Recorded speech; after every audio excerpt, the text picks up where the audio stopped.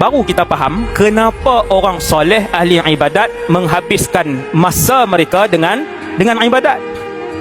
Baru kita faham pasal apa orang baik banyak pegang Quran, kenapa orang baik banyak pegang tasbih, kenapa orang baik sembahyangnya lama, doanya lama, zikirnya lama, kenapa orang baik suka puasa sunat, kenapa orang baik al-muhsinun bila bersedekah kerap bersedekah. Kenapa?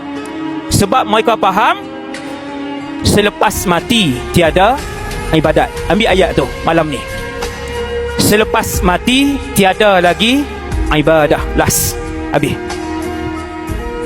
Mati malam ni, tuan-tuan bayangkan semua mati malam ni, bila last baca Quran? Setiap orang jawab dengan diri masing-masing, bila last sentuh Quran? Kalamullah, kalamullah. Bila terakhir sentuh Quran? Kalau malam ni mati. Tiap-tiap orang berikan jawapan kepada iman masing-masing.